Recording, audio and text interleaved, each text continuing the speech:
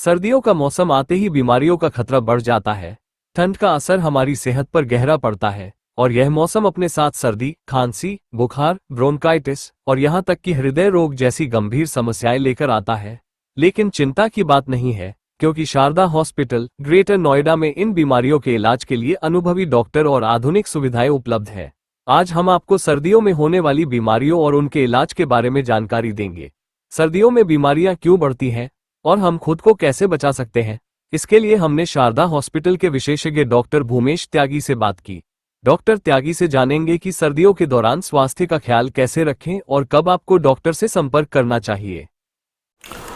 Doctor Bhumesh त्यागी, स्वागत है आपका ग्रेनो न्यूज में। तो जिस तरह से सर्दी जो है प्रकोप बढ़ने लगा है, मौसम विभाग ने भी फोरकास्ट किया है कि 11 दिसंबर से जो है कड़ाके की ठंड पड़ना शुरू हो जाएगी। तो ऐसे में सर्दियों में किन प्रमुख बीमारियों का खतरा रहता है और जो बढ़ जाता है, और उससे बचने के लिए क्या सावधानियां हमें बरतनी चाहिए? देखिए, सर्दियों में जो सबसे कॉमन बीमारियां होती हैं वो फ्लू लाइक इलनेस होती है। अक्सर लोगों को खांसियां आना, फ्लू लाइक इलनेस होना, जो कोविड वाले सिम्टम थे जैसे आपने पहले देखा, वो भी सर्दियों से ही शुरुआत हुई थी। तो ऐसे सिम्टम्स ज़्यादा बढ़ जाते हैं सर्दियों में। और जितनी भी क्रोनिक इलनेस होती हैं, लाइक हाइपरटेंशन हुई, दिल से संबंधित मरीज जो हुए, जिन लोगों को दमा, एस्थमा और सीओपीडी की बीमारियां हैं, जिनको ट्यूबरक्लोसिस है, उनके लक्षण खराब होने की संभावनाएं बढ़ती हैं। और दिल वाले मरीजों के लिए दिल के खतरे की समस्याएं ज़्यादा बढ़ जाती हैं, हार्ट अटैक वाले चांसेस ज़्यादा बढ़ जाते हैं। बीपी वाले मरीजों की बीपी के बढ़ने की समस्याएं ज़्यादा देखी जाती हैं। तो ऐसे मरीजों को थोड़ा सा खास ध्यान रखना चाहिए। ऐसे मौसम में दवा नियमित तौर पर लेते रहें और दवा के साथ साथ अपना एग्जामिनेशन और चेकअप कराते रहें। और ठंड के मौसम में खास करके बच्चे और बुजुर्ग, इन्हें बहुत जल्दी ठंड का जो है इफेक्ट होता है। तो ऐसे में उनके लिए आपका क्या संदेश है? स्वास्थ्य समस्याओं के वो कैसे ख्याल रख सकते हैं अपना? देखिए, बच्चे और बुजुर्गों की जो प्रतिरोधक क्षमता होती है, इम्यूनिटी सिस्टम होता है, वो थोड़ा सा कमज़ोर होता है वयस्क के मुकाबले, और ये लोग सर्दियों के लिए ज़्यादा प्रोन होते हैं। तो ऐसे लोगों को सर्दियों से बचने के पूरे उपाय करने चाहिए। अक्सर वृद्ध लोगों में दमे और अस्थमा की बीमारियां होती हैं, तो उन्हें सर्दियों से खासकर बचना चाहिए। सर्दियों से बचने के लिए कमरे में वो धुएँ वगैरह का प्रयोग ना करें, जो भी जला रहे हैं उससे धुआं वगैरह कमरे में ना हो, उससे उनको समस्याएँ बढ़ती हैं। और बच्चों को पूरे कपड़े पहना कर रखें और सर्दियों से बचा कर रखें। इसी से जुड़ा एक और सवाल है, तो क्या ठंड में इम्यून सिस्टम कमजोर हो जाता है, ये हम कह सकते हैं, और इसे मजबूत हम कैसे करें? देखिए, सर्दियों में सिडेंट्री लाइफस्टाइल बढ़ जाती है। सर्दी होने की वजह से हमारी जो डेली काम करने की क्षमता है वो चीज़ें हम कम कर देते हैं मौसम में, टेम्परेचर में गिरावट की वजह से। तो ऐसे समय में हम अपने खान पान पर अच्छा ध्यान देना चाहिए। अगर हम घर से बाहर नहीं जा सकते हैं तो हमें घर में ही हमें योगा और थोड़े व्यायाम करने चाहिए, और स्पेशल हमें खान पान पर ध्यान देना चाहिए। पानी का भरपूर सेवन करना चाहिए, और अच्छे खाने में जैसे अंकुरित दालें हुई, बादाम, अखरोट, इन चीज़ों का काफ़ी सेवन करना चाहिए। डाइट पे हम आगे भी थोड़ा सा और बात करेंगे, लेकिन उससे पहले एक हमारा सबसे बड़ा जो शरीर का ऑर्गन है वो है स्किन, त्वचा। उससे संबंधित क्या समस्याएं, जैसे ड्राइनेस और खुजली में जहाँ तक मुझे ख्याल है इसकी समस्या होती है, तो उसके लिए क्या करना चाहिए? देखिए, जनरली स्किन से ही सबसे ज़्यादा, स्किन एक लार्जेस्ट ऑर्गन है बॉडी का, सबसे बड़ा सरफेस एरिया होता है, जिसकी वजह से वो टेम्परेचर के लिए ज़्यादा प्रोन रहते हैं, जिसकी वजह से हमें ठंड बहुत ज़्यादा महसूस होती है। तो जनरली ड्राइनेस और इचिंग की समस्याएं आती हैं। आप डेली व्यायाम के साथ साथ डेली नहाएं, और जो भी एक मॉइस्चराइज़र, जो भी क्रीम आप यूज़ करते हैं ड्राइनेस से बचने के लिए, वो यूज करें, और पानी का भरपूर मात्रा में सेवन करें।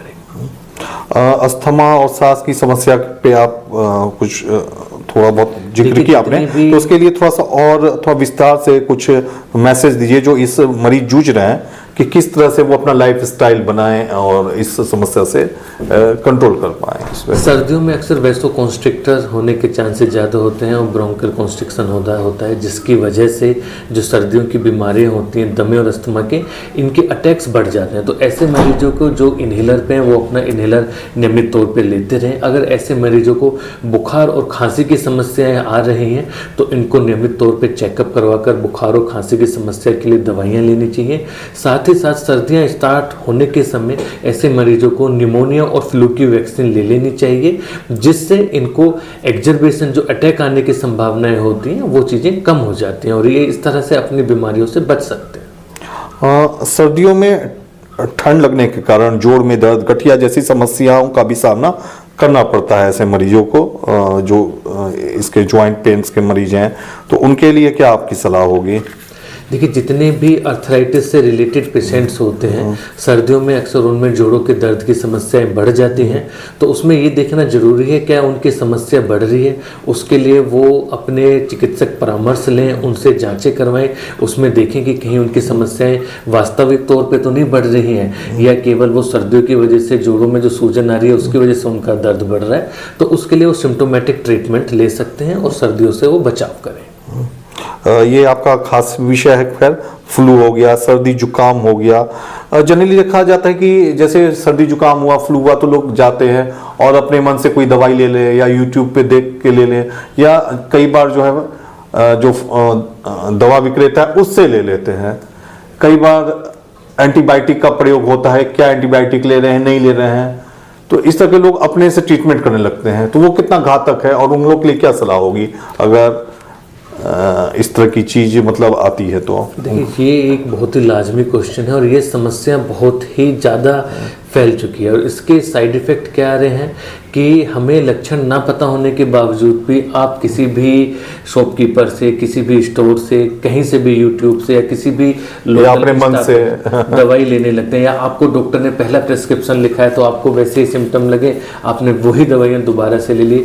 एंटीबायोटिक का रोल बहुत ही प्रीसियस है। हमें एंटीबायोटिक का जो यूज करना चाहिए वो बिल्कुल एविडेंस बेस्ड करना चाहिए। एंटीबायोटिक ज़्यादा लेने से एंटीबायोटिक की प्रतिरोधक क्षमता खत्म होती है, रेजिस्टेंस बढ़ता है, वो एंटीबायोटिक फिर आगे काम नहीं करती है। साथ ही साथ जो कीटाणु जिस एंटीबायोटिक से लड़ रहे हैं उनमें भी उसके दवाई के खिलाफ प्रतिरोधक क्षमता पैदा हो जाती है, तो वो और दोबारा से बीमारी को बढ़ा देते हैं। तो जब भी फ्लू होता है, ज़्यादातर फ्लू और फ्लू लाइक बीमारी होती हैं वो वायरल होती हैं, तो वायरल चीज़ें अक्सर केवल सिम्टोमेटिक ट्रीटमेंट से काम कर जाती हैं। उनका समय बढ़ सकता है कि पहले वो आपको 4 से 5 दिन तक थे, हो सकता है वो 6 से 7 दिन में सही हो जाए। तो इसमें आप अपने खान पान का विशेष ध्यान रखें, पानी भरपूर मात्रा में पिएं। हाँ, अगर आपको फीवर बहुत ज़्यादा तेज आ रहा है और आपके लक्षण बढ़ रहे हैं, सिम्टोमेटिक ट्रीटमेंट से सही नहीं हो रहे, तब चिकित्सीय परामर्श लें, जांचें कराएं और एंटीबायोटिक का प्रयोग करें।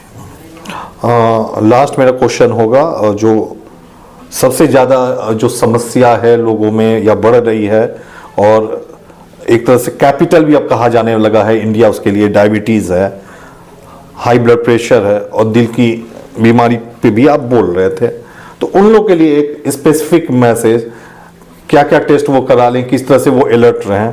और एक और चीज़ साथ में जोड़ना चाहूँगा, कुछ सर्दी खांसी या इस तरह की चीज़ ना हो, ठीक है, उसके लिए कुछ घरेलू उपाय क्या किया जा सकता है? दोनों अलग अलग प्रश्न हैं, दोनों का जितनी भी हाइपरटेंशन, दिल की बीमारी और डायबिटीज की समस्या, ये सभी आपस में जुड़े हुए हैं। एक समस्या के साथ दूसरी समस्या आ सकती है। तो जो भी मरीज दिल के मरीज हैं वो अपनी दिल की दवाइयाँ ना छोड़ें, वो अपने ब्लड प्रेशर का ध्यान रखें। सर्दियों में अक्सर ब्लड प्रेशर की समस्या बढ़ जाती है, तो ब्लड प्रेशर के लिए दवाइयाँ बढ़ानी पड़ती हैं। वो चिकित्सीय परामर्श लेके अपनी दवाई को बढ़ाएं और अपना ब्लड प्रेशर मेंटेन रखें। साथ ही सेडेंटरी लाइफस्टाइल होने की वजह से और खाना पीना बहुत डेंसिटी रिच हो जाता है सर्दियों में, उसकी वजह से डायबिटीज़ अनकंट्रोल हो जाती है। तो ऐसे मरीजों को समय समय पर अपनी डायबिटीज़ की जांच कराएं, अगर ज़रूरत पड़ती है तो दवाइयों को बढ़ाएं। अब जैसा आपने पूछा कि घरेलू उपचार क्या करें सर्दियों में अक्सर होने वाली कॉमन बीमारियों से बचने के लिए, सबसे पहले तो यही होता है कि सर्दियों से बचें, पूरे कपड़े प्रयोग करें और हल्का गुनगुना पानी का इस्तेमाल करें, और जो भी भोजन ले वो ऐसा भोजन लें जिससे आपकी शरीर की प्रतिरोधक क्षमता बढ़े।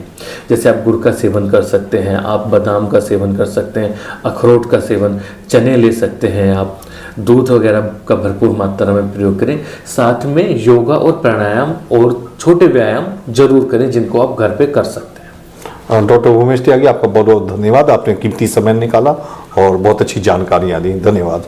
धन्यवाद।